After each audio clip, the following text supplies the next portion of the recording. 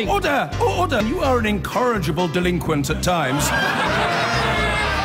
Behave yourself, man!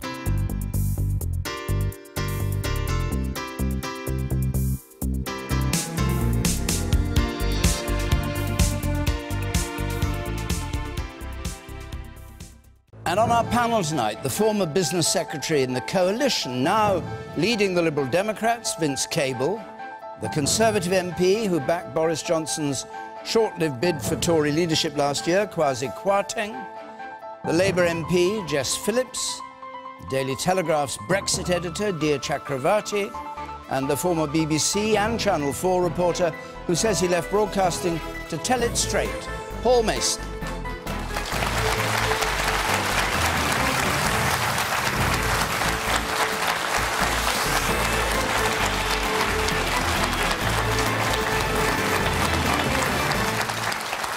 Thank you very much. Now, remember, of course, from home, you can get in on this debate through Facebook, through Twitter, our hashtag BBCQT. You can text 83981 and push the red button, as ever, to see what other people are saying.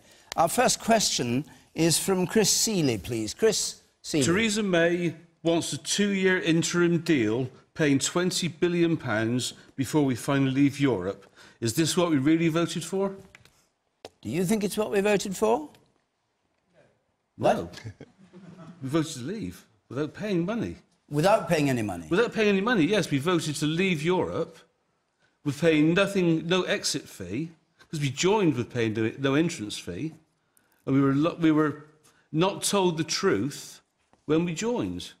Kwasi Kwarteng, you voted to leave. Yeah, I did. Do you feel like he does? Well, I definitely feel a sense of frustration about all the people who are trying to keep us in the EU, and also all these demands for really exorbitant amounts of money. I mean, we've heard 100 billion, we've heard 80 billion and all the rest of it.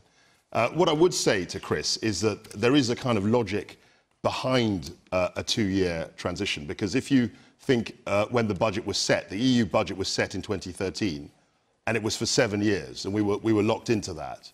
Now, in 2013, you will remember, nobody was talking about Brexit. We assumed that we would pay for 7 years. And really, I think, as a matter of goodwill, there is a sense in saying we will pay till the end of that budget process, the end of that 7-year budget, and then not a penny more. And that's really, I think, where most people, certainly on the Brexit side, are. There is a debate. It does feel frustrating that having left the EU in March 2019, we will still pay for an extra 2 years. That, I understand, is frustrating. But as I said, this budget process was set for 7 years, and we were certainly on the hook if we had stayed in for those 7 years. And as a matter of cooperation, we're going to have to cooperate with Europe. We're not going to be able to. We're not going to be able to. We're not going to be able to just simply walk away into the middle Atlantic and not have a deal with them. So I understand this 20 the billion, 2-year process. The 20 billion, which is actually said to be euros. I don't know whether you read what went on in cabinet today, but is that it? Is that meant to be it? Just that, and that's it? Well, final deal. As I tried to say to Chris, the explanation for the 2-year, 10 billion a year makes sense because of the budget process that we entered into in good faith in 2013. I think anything more than that is clearly a matter of debate and negotiation, and I, for one, would be very reluctant to sign up to pay a penny more. OK. Jess Phillips. I think that what Kwasi just said wouldn't have fitted on the side of a bus, but is a more reasonable answer to the actual facts. And the reason that people feel that this isn't what they voted for is because there was nowhere near enough clarity before, and there was an awful lot of lies told, essentially. When people looked at the side of the bus with those, as once again this week proven, fake figures on the side, what they expected then was, you know, in June last year, that's the end, we're going, because there was not enough done to talk to people about what it would actually mean before. We were told it was going to be totally rosy. Now, the truth of the matter is do I think that we should pay this money? Yes, I do. I think we should pay this money to keep access for as long as possible in order that we can create a better deal that means we can keep jobs in this country and stop the problems. But Chris Seeley says that's not what he voted for. He voted to get out, and here we are offering 20 billion euros. But, well, I mean... What do you say to him? I feel... Was he misled? Well, yes, did you, when you voted, did you feel misled now, Chris? Yes, totally misled. No, we should have been told this by the Chancellor of the Exchequer when we were in negotiations for leaving before the referendum. What, that it would cost a certain amount to get out? Yes. He should have been honest about it, rather than threatening the fires of hell. If we voted against, he should have come out honestly and told us how it was going to be. But there was no planning done either by David Cameron's government or this government. There has been a terrible lack of understanding of what it would actually mean to leave. Before we ever had a referendum in this country, that should have been sorted. Let me go to Dia Chakravarti. You're the Brexit editor of the Daily Telegraph. Presumably you know what's going on. Oh, what makes you think that? Otherwise you're not Brexit editor. Well, I'm trying to edit whatever's put in front of me. What do you make of this statement that has come out from well, Cabinet today? The point that Chris makes is, I think, highlights Theresa May's dilemma to a great extent. Because on the one hand, she is trying to live up to these obligations that Kwasi just talked about. If we end up being in a transition period where we're pretty much staying within the single market and the customs union, then we are having to honour the financial contribution that we had signed up to contribute to the EU project.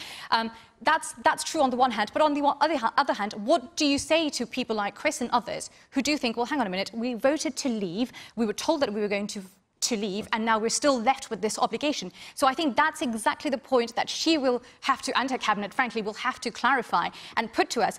I think one way she could square it is that if we have a very limited period of time, if we are told 2 years, that's it, that's going to be the transition period, end of, that's a limited period. For that amount of time, we will continue to contribute as much as we did. But after that, we'll wash our hands off the EU project and no more money will be paid into it. One thing, can I just add one more thing? Hold it a moment, let's go around the table and make another point later, that's fine. Paul Mason, do you see this as a final offer? Well, Chris, you voted leave, I'm presuming. I voted to remain, but with a very heavy heart, because I'm very critical of Europe. We are both citizens, and we all are, of a country in trouble. And the reason this country is in trouble is because it's got a government that doesn't know what it wants. And as soon as it writes down what it wants, it will split and most probably, I think, fall. Because that government includes people like you who don't want to pay anything and people who are very pragmatic and would probably do their utmost to remain very close to Europe. Do you mean, do you mean that what she's going to say tomorrow will make her government fall? Because actually the 18 billion, 20 billion euros, the divorce bill is not the main issue. The main issue is what is the end state? What are we trying to achieve? And the government cannot put this down on a piece of paper because even somebody as close to Theresa May as Boris Johnson, leaving aside the extreme fringes of people like Jacob Rees-Mogg, they cannot agree with the likely outcome. Now, time is running out. And don't think, you see, I don't think the Europeans are our particularly friends in this process. There's plenty of venal and shark-like politicians on the other side of this negotiation. What we needed was a government with a clear plan. If there was a clear plan, to be honest, 20 billion would be a child's play to get it enacted. But there isn't a clear plan, and I think that we are headed, if we're not careful, every week that goes by, banks, insurers, automobile companies, ordinary small businesses in the second or third tier supply chain of these big businesses are going, what the heck? And they don't use the word heck. What the heck are the British up to? Because we've got plenty of other places to put our money. OK. I want to come to as many members of the audience as I can in just a moment. But let's just hear from Vince Cable. And just a reminder of the question, is this what we voted for? No, it isn't what you voted for. I think, as just reminded you a few minutes ago, you were promised that Britain would get lots of money back, and you're not. I mean, 20 billion is just for starters. I mean, it's going to be a lot more than that. It's an opening offer.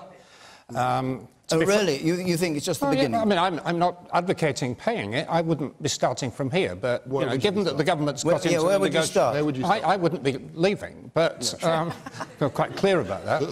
But if you are leaving, then there is going to be a big divorce payment. And the 20 billion accounts for some of it, but if you then want to We're going to have to pay for all the projects which we've signed up to and are going to happen in our absence. I mean, quite apart from the actual divorce bill, you know, the 10,000 jobs have already moved out of the financial services sector. They're taking all their tax revenue with them. If I was giving advice to Theresa May, I'm not sure she'd be listening to it, but if I was giving her advice, I wouldn't actually be starting with this offer of money. She's got 3 issues to negotiate with. One of them is the divorce payment, another is the Irish border, and the third is the European nationals in Britain and the Brits in Europe. And she should start with the third of them, and she'd say, look, I'm taking that off the table. We're going to give you the right to stay.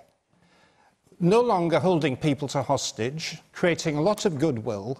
We're getting 10,000 people already walked away from the National Health Service because they don't feel they're needed or wanted anymore. And that's the really damaging thing. If you do that, unilaterally create a lot of goodwill, then you can start talking about money. Quasi briefly, and then we come to members of the audience. You know, but Vince, I mean, you're just simply trying to refight the referendum battle along with Tony Blair. I mean, it just seems to be extraordinary that you're just not going to let this thing go.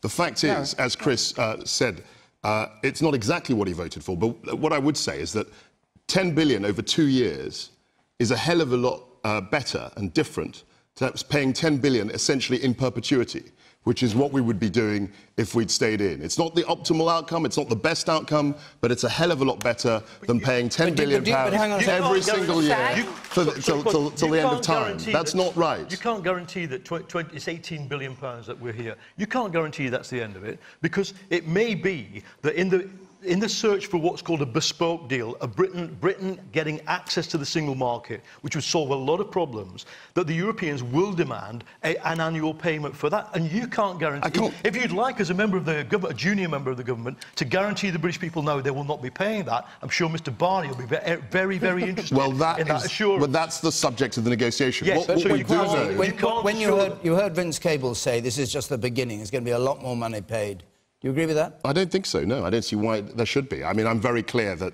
and we're not just doing the 20 billion because we feel like it. We did actually have a kind of moral obligation for the 7-year budget period, which was set in 2013, long before anyone thought we were going to leave the EU in 2016 or even 2019. So I understand the 2-year transition period logic. I do not understand Vince's position. And the other thing that is never mentioned in any of this is Herr Juncker's comments last week, where he was very clear. He couldn't have been clearer about the direction of the EU. He wanted a single finance minister, he wanted a single army, and he wanted the other countries to join the euro. And Vince is very quiet about that. So just, I'm going to go to members of the right, so I'll come to you. But if it turns out that this 20 billion euros is not the final offer, do you think the man whom you promoted as leader of the Tory party should quit the government? Well, I'm not here as his official spokesman. Oh, I thought you were sort of... I just want to hear. I'm not I thought Boris was you. I remember... Quit the government in spirit last week. I remember Michael Meacher being described as Tony Benn's vicar on earth. I'm not that for Boris, if that's what you're suggesting. I mean, quite frankly, I think that his essay was a position that he had, the 4,000 words, he'd said many times before. I didn't actually see that much difference between what he said and what the Prime Minister said in the Lancaster House speech in January. Now, I know that was a long time ago, but there she made very clear that we wanted to leave the customs union and the single market, and that was exactly the position that Boris outlined the other day. Let's go to members of the audience. The woman there has had her hand patiently up. Yes, you, ma'am. According to ONS figures, we've paid in £503 billion since 1973. Isn't that enough? You think we've paid enough? Yeah, I think we have. Do you agree with that? I mean, that's an interesting point. But do you agree with that? No, it's interesting. Of course it's interesting, but do you agree with that? It's a huge amount of money. So last year, the net contribution was 8.6 billion, I want to say. It's a huge amount of money that does go to the EU from us. And if we didn't have that money going out, then it would be up to us to decide how we wanted to spend that money in this country. I think the way the amounts are being looked at by sort of commentators, at least, I don't know what the civil service and the politicians are actually doing. But all the sort of commentary that I've heard around it is that after that £2 billion if we 2 billion, the £20 billion that we talked about, for the transition period, any amount that is going to be paid or that that is going to be asked of us after that will have to be very carefully looked into and netted out like that, because we will have put in a lot of money, and that will need to be netted out. Point made. Right. You, sir. I voted Remain. I think everything I've heard round here today exemplifies the problem. Everybody is arguing their case with a prism looking at the past. We are where we are, and we should now pull together everybody and be critical, but look forward to get the best possible deal we can when we do come out in 2 years' time. Okay. Absolutely.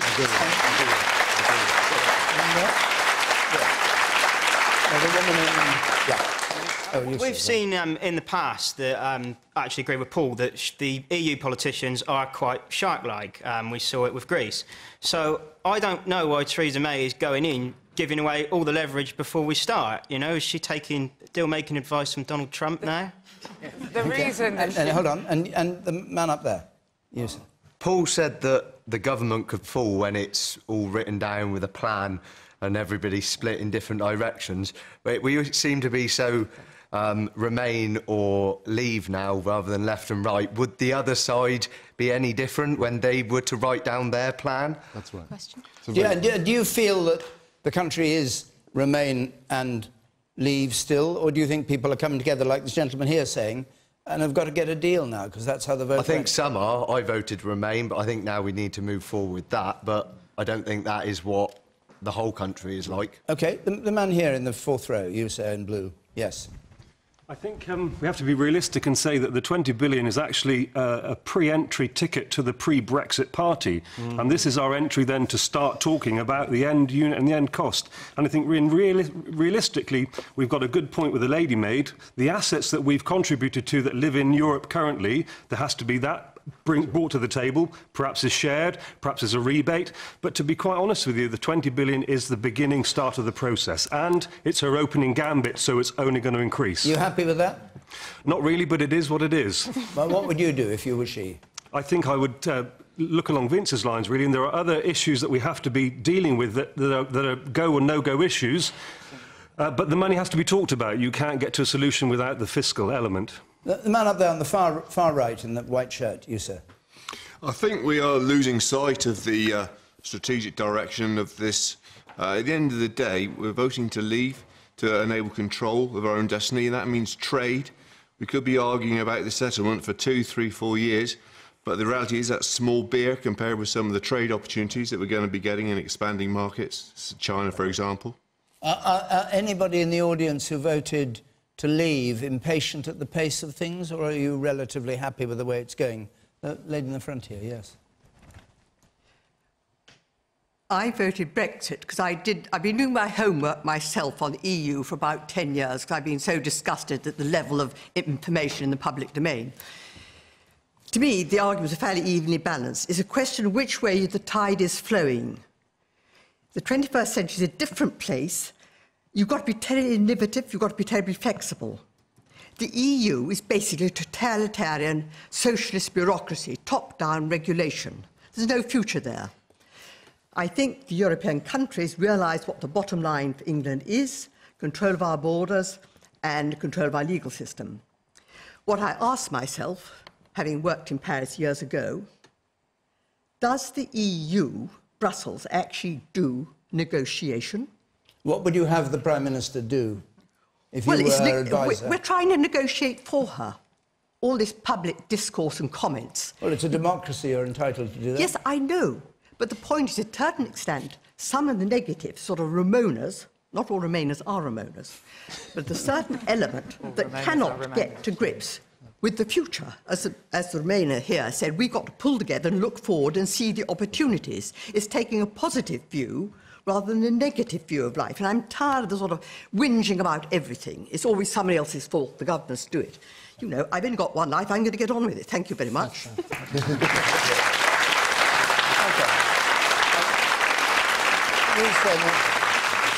Second row from the back. Yes, you, sir. We had a democratic vote in this country and it was overwhelming that we should get out. Surely, is it not best to stop?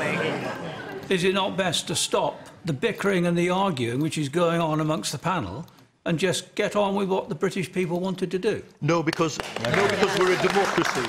And as the Gina Miller case, we had an important court case last year, Miller versus Regina, which actually created a British constitution for the first time. It's always been the assumption for 400 years that Parliament expresses the will of the people. The Supreme Court judges made it very clear there is no other expression of the will of the people in this country than Parliament. And therefore you and I and all of the citizens have the right to influence the ultimate thing, which will be a vote in Parliament on this deal that Kwasi's government wants to bring to us. So this is why we have to carry on arguing, because it was a straight yes or no. What you imply, that it implied a straight-out Brexit, or that you, sir, with your hope that it involves a new world of brilliant trade deals that bring independent wealth flowing to this country. None of that is certain until we design the end game, and we all have a stake in the design of the end game, which I think should be leaving, but should be leaving with the maximum possible access to the single market. That, for me, is what constitutes the best deal. Okay. But I think... And I'll come to you, Vince, just first. On immigration, do you want to see that staunched immediately or not? Well, free movement was clearly an issue, and the people wanted to stop free movement. But what I wanted to say was should that be a condition of this? I think we should. I mean, there were three things. Saying tomorrow. It's actually quite a simple situation. I think the lady in the front spelled it out. There's the money. There's the money. There's the money. Yeah. There's control of the borders, which is the end of the free movement, and there are the courts. And we want to have sovereign control over those three things. So analytically, it's not that complicated. Obviously, there'll be lots of detail, there'll be lots of wrangling, but what we actually want isn't that difficult to define. And what I would say for 2 years after 2019? Well, the 2-year situation is, as I described it, because of the 7-year, the nature of they set a budget for 7 years. And so it would not be in very good faith for us in the middle of that process to walk away without having paid for the last 2 years. What I wanted to say is that Paul spoke very eloquently about democracy. But there are people, not him, and possibly not Vince, I don't know, but they want to reverse the process. They essentially want to say that the referendum was invalid, and they will use every ruse under the sun, every legal device, every argument to try and reverse that position. And I think that's wrong. I think that's disrespectful to the electorate. Hold on, let Vince speak, because Vince has a policy about referendums. Well, indeed. You want another one? Putting words No, I said I didn't know. I said specifically. Well, I think the gentleman at the back rather sort of gave the game away when he talked about an overwhelming vote. Just remind you, it was 52 to 48. I think most people's vocabulary of that is not overwhelming. I mean, part of the problem is there is enormous differences of view about what Brexit actually means. The lady in the front row a few minutes ago talked about Europe being a socialist bureaucracy. Well, Jeremy Corbyn is in favour of Brexit because it's a capitalist club. I mean, you know, we've got people pulling in exactly opposite directions. You've got members of the cabinet publicly squabbling about what the Brexit negotiations are all about. I think the way to resolve this is accept that the referendum has happened, the negotiations are underway. I agree with the gentleman who talked about pulling together. But when we get to the end of the negotiations, when we know what is on offer, when we know the facts, we then have a public vote. Are you happy with what the government has agreed? OK, we go ahead with it. Or do you want an exit from Brexit? And if, as you say, the public mood is overwhelmingly in favour of what the government's doing, then you'll kill the issue forever. But you, the people, should ultimately have the choice as to whether the government has delivered a satisfactory outcome. OK. We're going to go on. We've got many more questions, and Brexit will no doubt turn up again. Week after week after week after week until 2 years after 2019 or whatever. So, if you want to be in our audience, more to the point, next week, we're going to be in Wolverhampton with Question Time, and we're going to be in Stockport the week after that. So get in touch with us. The details are on the screen now. I'll give them in more detail at the end. Norman Hucker, let's have your question next, please. For how long will the world leaders put up with King Jong-un and his provocative firing of weapons? Paul Mason. Well, we're in a dangerous situation, and nobody should put up with Kim Jong-un and what he's doing because it's in breach of international law and all non-proliferation agreements. The question is, what is it possible to do to contain and deter him? Now, I think, in a way, Kim Jong-un has done, only in this metaphorical way, the world a favour because he's put Donald Trump on the back foot. Trump has all his life fantasized about using nuclear weapons. Right back to 1945, in the American conservative tradition, there is a wing that says nuclear weapons are not that bad. People survive them. Trains run 48 hours after you drop them. Trump comes from that school of thought, and I do not. I think, like many people in this room, especially people, older people, nuclear weapons are the great unthinkable, and we should pay tribute to generation after generation of perfectly militaristic and right-wing people who've never used them. So it's really important that we as an international community find ways short of a preemptive nuclear strike on North Korea to stop Kim Jong-un. Do you think that Trump means what he says when he says America would totally destroy North Korea if it attacked? Unfortunately, I've been reading enough of the philosophy and the intellectual background of that strand of the American right to know that it is a deeply held conviction. He's not crazy. In other words, there are people with better degrees in international relations than him that are telling them this stuff, that nuclear war is survivable. Why not? Look, why not? Because if we teach Vladimir Putin and Xi Jinping that the best thing to do with a recalcitrant little country you don't like is nuke them, guess what's going to happen after that? Okay. The multilateral order will be over. So difficult though it is, because you know, we can't appease Kim Jong-un, but because the leverage is on China. The Chinese government is under a lot of pressure from its own nationalist population. You should try and read that they've got an equivalent of Twitter. You read that, it's full of ordinary people saying, fight, fight, fight. Now, we conquered America once, we can fight them again. Xi Jinping has to hold them back. And the last thing we want to do is to teach Vladimir Putin how to break up the international order. Dear Chakrabarti. I mean, I'm no fan of Trump at all, but I do find it quite astonishing that Paul manages to make Trump look like the villain in this whole situation when it's clearly North Korea who's completely, I mean, it's just the crazy party here. I genuinely don't think that Trump or the people around him want to nuke North Korea. I don't really believe that for a second. But as you say, I agree with you that the main strength does lie with China here. China can do a lot in this situation in terms of cutting out supplies to that horrific regime that treats its own people. Are they doing enough, do you think? No, I don't think they're enough. I do not think they're doing enough. There's a very deep historical connection between North Korea and China's communist regime, as Paul has just said. I think there's a lot more that China can do. China can actually come out as somewhat of a world leader in this crisis. We're not seeing that from China at all. The woman there, what do you think?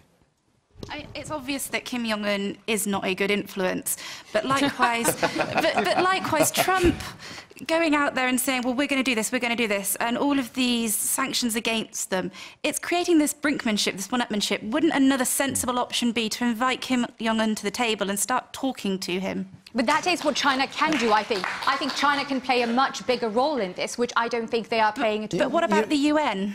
Well, yeah, good point. Yeah, what about the UN? Yes, the man up there in the white shirt, you said. I was just going to say about the UN, the question has to be asked, are they really fit for purpose? You look at Syria, nothing happened, Iraq, Afghanistan, and, what are we doing about, North Korea at the moment? There needs to be a lot more action, really. Vince Cable? Well, I agree with the lady at the front who... I mean, Rocket Man, as Trump calls him, is clearly a danger and is a psychopath. He kills the people around him. A mass murderer. He's got a lot of his people in prison camps, an absolutely appalling individual. But if this dispute were to get out of control and there were to be a war, let alone a nuclear war, the people who would suffer would be the people on the Korean Peninsula. And there are about 10 million people who live in Seoul. It's a few miles from the frontier. If you ever go there, it's very near the demilitarized zone. They're going to be wiped out in millions. And, of course, they've got more to lose than anybody else. And what they're saying is we've got to talk to this guy. And I thought one of the most alarming aspects of what Trump said in the United Nations was not the rhetoric about Kim Jong-un. It was actually what he said about Iran, because we have had a model of a country that was progressing as a rogue state to nuclear weapons, but was talked into sensible negotiations, which, well, may well have averted it, but certainly postponed it. And when he tries to bring that whole idea of negotiating nuclear disarmament into disrepute, it just eliminates the one sensible option we have. And so I totally agree with the lady here. However unpleasant this man is, however threatening, however absurd he may appear, you know, the international community will have to talk to him. The woman up there in the second row from the back. Yes. So do you think there's a link between the communist ideologies of North Korea and Russia?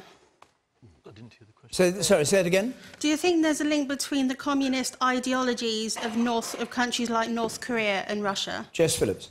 To answer that, I think that not necessarily, although what we see with in both Russia and in North Korea is essentially a sort of show of power, people wanting to show that they're very powerful on the world stage. And when that rubs up against somebody like Donald Trump, there is no effort at all to try and de-escalate tensions. And for decades, Korea has been causing these troubles to America, and I think it was Hillary Clinton, God forbid we'd ever listen to her, said... Why do you say that?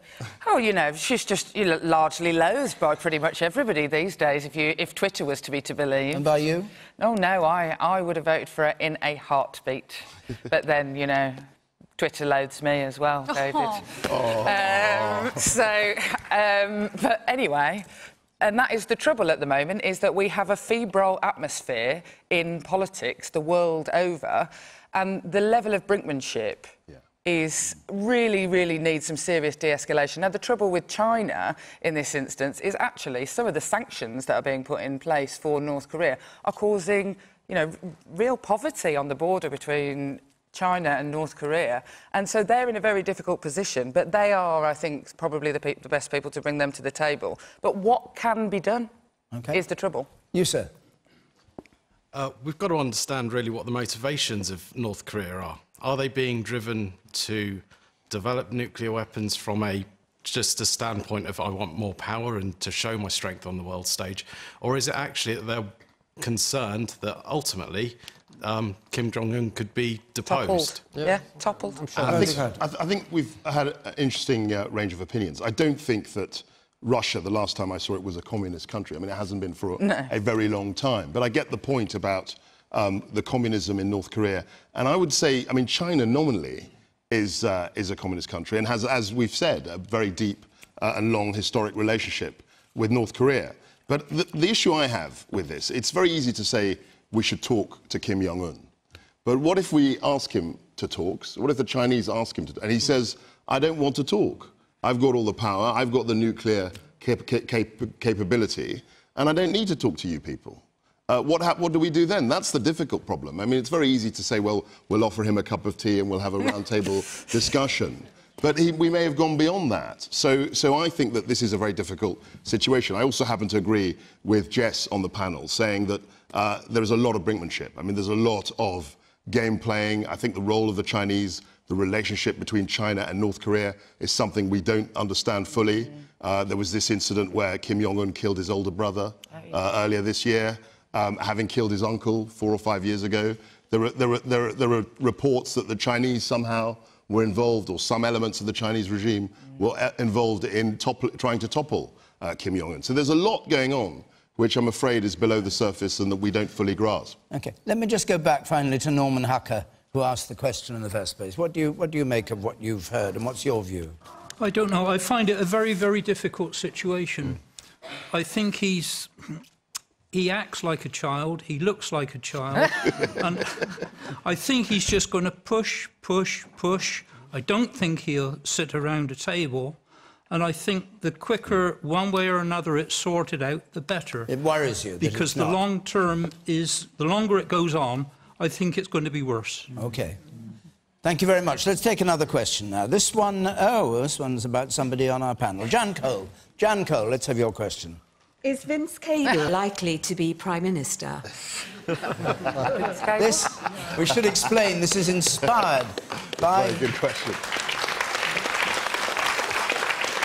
This is inspired by Vince Cable himself saying the weekend, I'm very confident talking about being an alternative Prime Minister with 12 MPs and 7.4% of the popular vote, Vince. I think that's right, isn't it?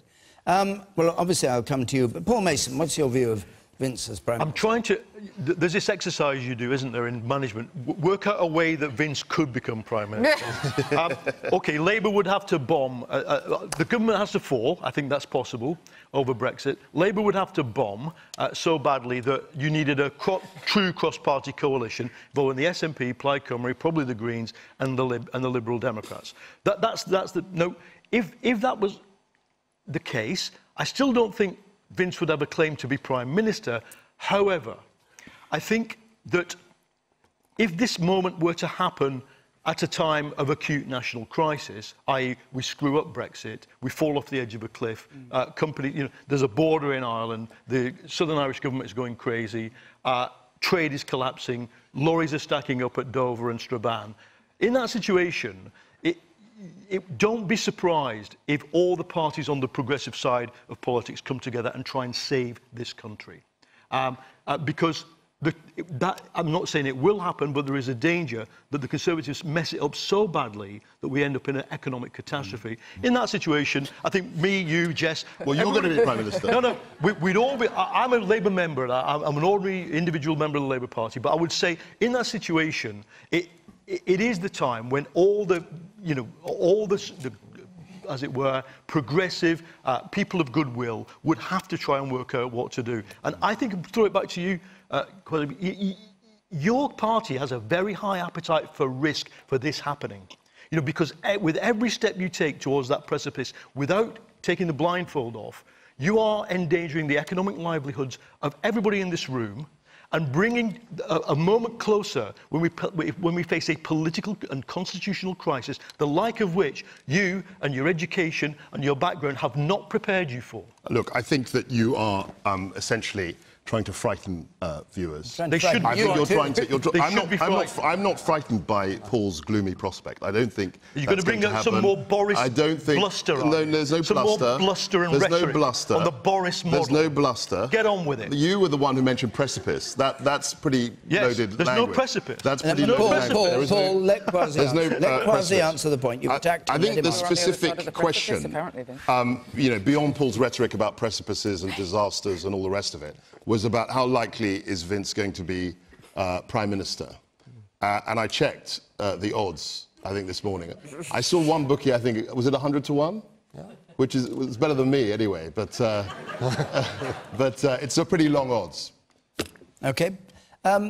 Vince Cable, let's just come to you. What was behind this remark that you made? Well, I think the question I was asked was, is it likely? And I think the honest answer is it's not likely, but it's perfectly plausible and perfectly possible. And I say that for several reasons. I mean, I think, first of all, the British political structure at the moment is very fragile. And, you've had more or less open civil war now taking place in the Conservative cabinet. The story that Paul Mason told a few minutes ago seems to be something that could well happen. What he didn't tell you about is that there's a suppressed civil war in the Labour Party. Yeah. And the vast majority of moderate MPs are currently silent, because actually Jeremy Corbyn had a moderately good election. I'm not silent. No one's ever accused me of that. Not be silent, that wasn't the right word, but suppressed. I'm not moderate either, to be fair. Are you suppressed? And I think it's very plausible that this civil war could erupt again. And we've seen some of the tensions beginning to emerge. And if that happens, I think it's more than likely that people will be looking for moderate common sense, let me finish, middle of the opinion. And I think if you look around other Western democracies, the same thing is happening. Very volatile, we're in a very disturbed state, not just in Europe and the UK. And you've seen in Canada, our sister party came from 4th place to 1st. It was actually in a worse position than we have been. France is again different, but you saw somebody completely outside the net of the two big parties breaking through. So I think it is something that I can realistically expect. And it also reflects my view about my party, because I don't just want us to be a protest party.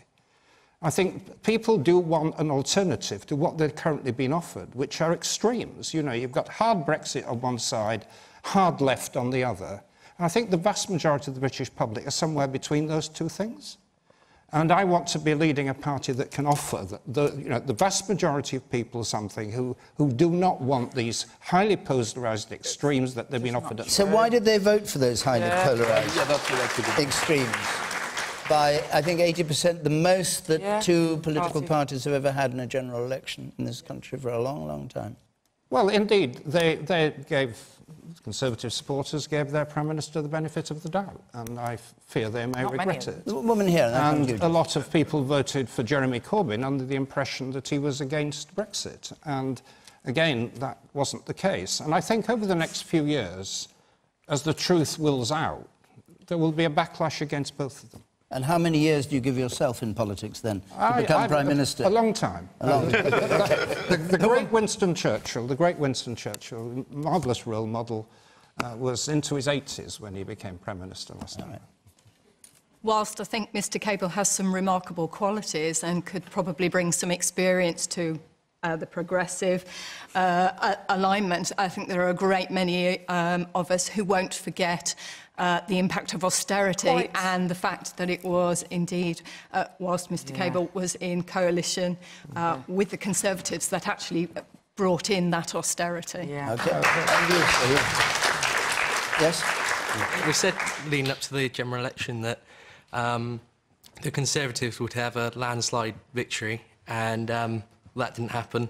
And also in the EU referendum, we said that we would vote in, and we didn't. So I believe the state we're in, anything could happen. So I believe that he could actually become Prime Minister at any point. Okay. Well, there's quite a lot of applause for that. Just Phillips. I mean, this woman down here at the front took the words right out of my mouth. And the idea that we're, you know, sort of everybody's more in the middle, I think, and doesn't like the two sides, has been completely and utterly disproven by the last general election, where, as you said, 80% went into a two-party politics state. And actually, what you hear on the doorstep, more than you hear pretty much anything else, is, oh, you're all the same. And you don't hear that so much anymore. So actually, I think that there is an appetite for some of the wilder debate that goes on, whilst potentially wanting some centre ground. But there is absolutely no way, as somebody who fought the Lib Dems into third place behind the Conservatives, having had my seat, there is no way I am going to forget the bedroom tax.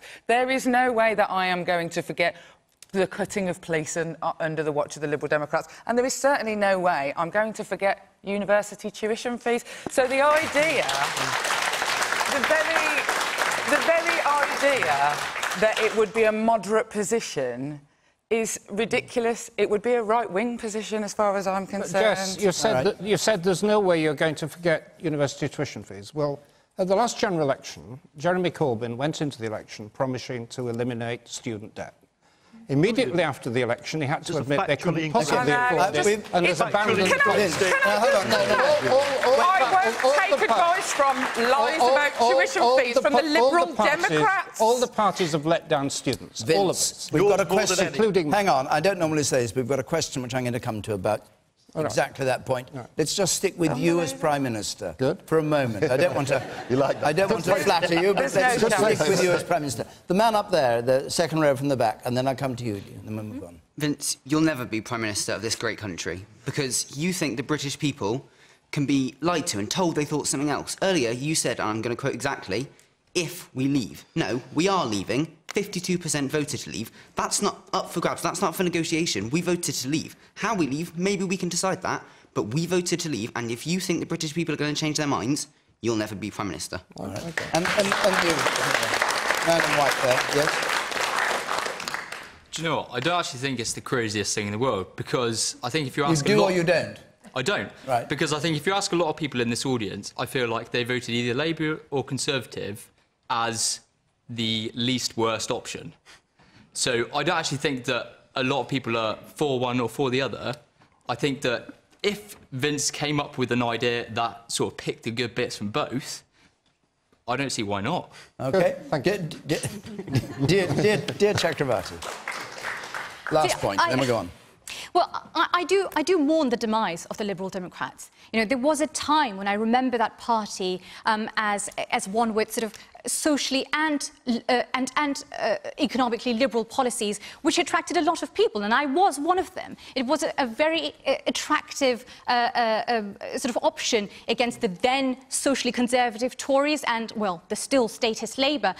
But I feel as though the Liberal Democrats have totally moved away from that, and it's suddenly become the party of this never-ending Britain, and I don't think that helps anybody. I would really like to see Vince and his colleagues considerable talent and experience in working together to create, shape a truly liberal, outward-looking Brexit. I think that's how Liberal Democrats could win quite a lot of votes and support. Okay. That's where I'd like to see them. All right. Well, thank you very much, Vince. You've had a lot of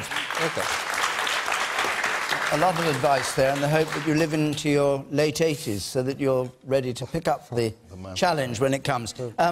Let's go back, though. I said we would, to this important issue. And James Ellis, let's have your question, can we, please? James. Should university tuition fees be increased or decreased? Simple question. Should university tuition fees be increased or decreased? Dear Chakravarti. Well, bringing down university tuition fees mostly helps two groups of students. First, whose parents are rich enough to sort of pay off that loan without getting that loan out. Secondly, those graduates who go on to get really highly paid jobs. For the rest of the students, it is the taxpayers who pick up that bill.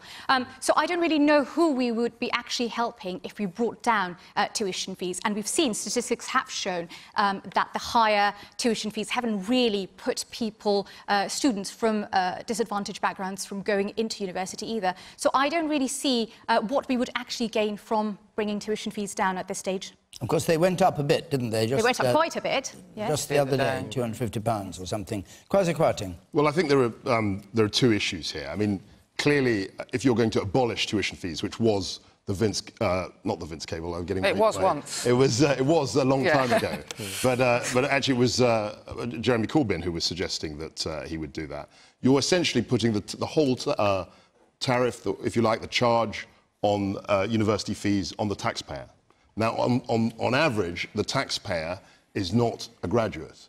The taxpayer is someone who is going to be subsidising, in many cases, very rich students for their fees. And that was rejected. That was rejected by both parties 12 years ago when the then Labour government brought in tuition fees. That's one issue. So I think, as a principle, I think they're going to stay. I think there are other issues. And this is where something which I know the government is looking at, in terms of the interest rate that's paid, in terms of the fact that it's a flat fee, regardless of what the institution is, regardless of what type of degree.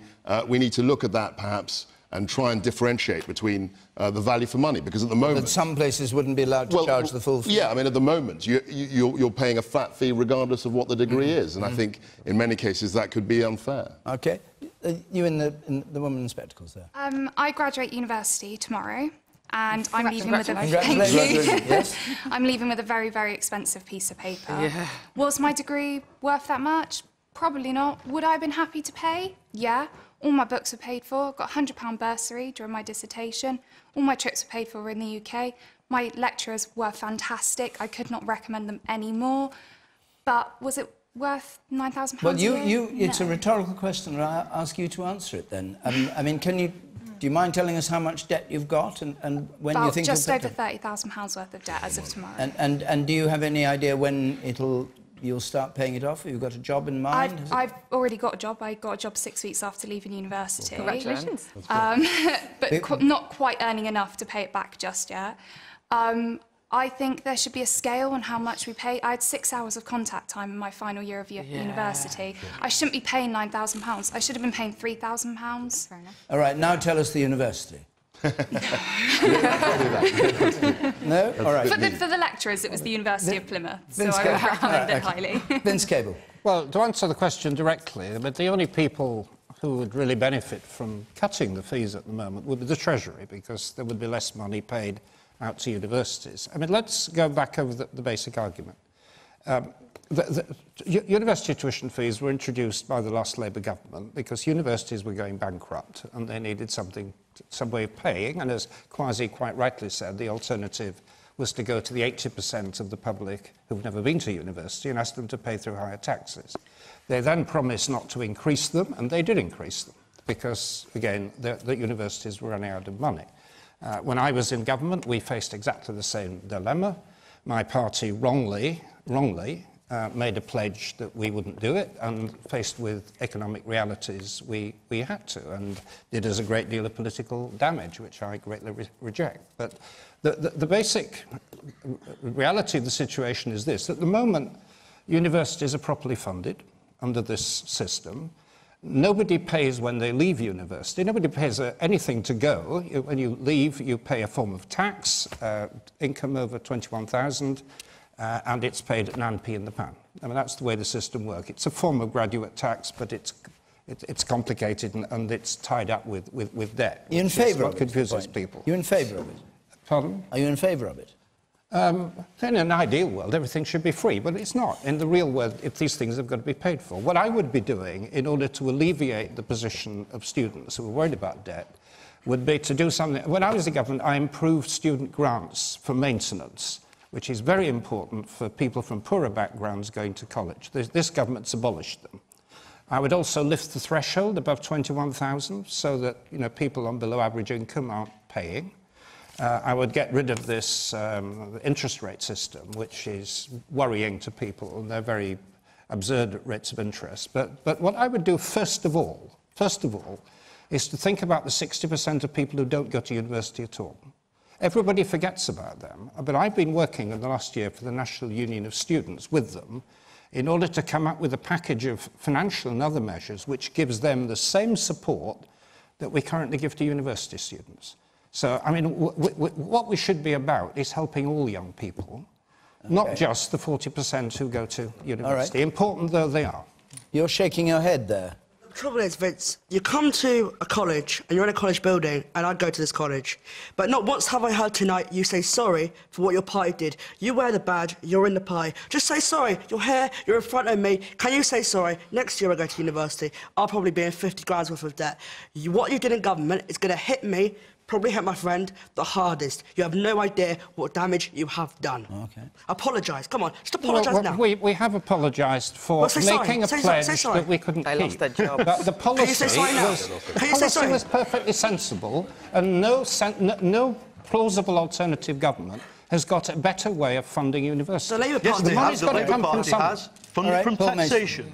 Look, read my lips. I'm pretty certain that if Labour come to power, they will. Well, on the last manifesto, it is certain Labour will come to power. They will abolish university tuition fees. But he said he'd abolish student debt. No, let's abolish. He actually didn't. No, he didn't. So read my lips again. You are lying, sir. He said he would deal with it. You are lying to me and the British people. I'm not lying. Let's go back to the issue. He misled people. He said he would deal with it. Let's go back to the issue.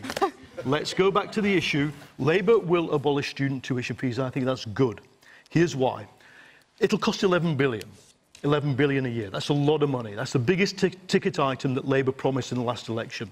But the taxpayer in this case is not the 60% of people who don't go to university. It's companies, it's corporations. The corporation tax rise that Labour proposed, which was 20 billion, would have easily covered it.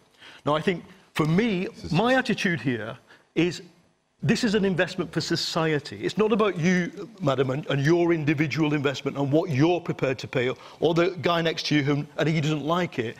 We as a society need to raise, it's a horrible term, the human capital of us all, our ability to learn and invest and innovate in the future. University education is a vital tool for doing that, and I think that, yes, absolutely, it is a big amount of money, and yes, there is the separate issue of what you do for people who've already run up the debt, which I hope it could be dealt with. I hope it could be dealt with. However, on the issue of going forward, there is no better pledge that we can make to young people than that, like me, age 18, from a working class background, you go to university free, and you know what? The people in my town didn't say, "You're stealing our money, Paul." They said, "Well done, mate. Get out there. help us, you know, raise the level of society that we live in. Okay. So university Thank you, Paul. tuition for all is your right, free of charge. Thank you. The woman there. You. I just want to say that I'm one of the lucky ones that luckily went to university before the fees got hiked, but I've still got 18 grand worth of debt, and I pay £22 a month because I am in the vast majority of people who are in their mid-20s that don't earn that much. But I pay £22 a month. That doesn't even pay my interest. And this is repaying, this is not the fees, but repaying your...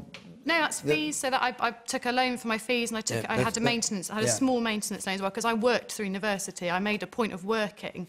But I've still got 18 grand worth of debt, and I just about pay my interest a month, and it's ridiculous. I'm trying to buy a house, but equally, that debt doesn't actually affect me. That sounds strange, but it doesn't affect my credit score. It doesn't affect me getting a mortgage. It feels like a strange... No, it doesn't. But it feels like a strange debt to have, because I'm paying the interest on a debt that doesn't affect my future. Which is why I think... Just Phillips. Can I just say, the idea that it doesn't affect your credit score is absolutely right. However, it will affect your ability to buy a house, because mortgages are now worked out on affordability. And you can say it doesn't all you like on the panel, but I just bought a house and I still have a student loan. So I know that they took it into account in the calculation. And if you have got... And I've only got about £1,000 left, and it seems like I went to university a million years ago. So it will affect your life. The worst thing about how it might affect your life, because similar to me, I went to university when the loans were for maintenance. And so what we're going to have is poorer people coming out with higher debts. That is not in any way progressive. And when people on the panel talk about taxpayers versus the students, as if we aren't all taxpayers, as if we aren't all taking part in this system. And as Paul said, we all benefit from a well-educated country. But Jess, why is it that the figures suggest or show that more people from disadvantaged families are going to university? I actually think it is, but it is starting to decline this year in university. That's because of the loss of the maintenance grants, not because of the fees. Man up there in the pink shirt. Right, that tuition fees have been increased when vice-chancellors get paid so much. Quasi. How much do they get paid? 220 grand or something? 250 grand? Well, yes, I heard of one that was paid £460,000 a year. I have no idea why on earth that amount of money is being paid for that job. I mean, I can't actually justify that. But what I would say to Paul's point about, and I think this can't go unchecked, it's the corporates that are going to give the students the jobs in many instances. The people that you want to tax will be the ones you expect to give the students the jobs. It's called capitalism. If you tax the companies enough, they won't be able to give the students the jobs that they're being educated for. Okay, point made. The woman, sorry, here. With regard to taxation, I mean, I'm of the mindset where I will happily pay more tax to educate my people. Like, we need people to be educated. Education's very important. If you raised my tax to 30% of my income, and that guaranteed that people would be more likely to go to university and get educated, You'd pay it. Okay. Do it. And you, madam in pink? More tax or...? No, yes, definitely. Adding to what Paul said, we have to remember the bigger picture of going to university. Why do we go to university? How are we going to increase productivity and close the skills gap and increase broader knowledge if we don't send people to university? A last point from the woman at the very back there. Yeah, whilst I understand that people would like to go to university, it's not vital that you should. No. You know, it's really important to have good schooling and go to college. But I didn't go to university. I paid off my house by the time I was 21 because I've grafted since I was 16, had really good jobs because I've worked hard to get to where I am. So you don't need to go to university. So thanks. Thank you all very much. End of question time for tonight.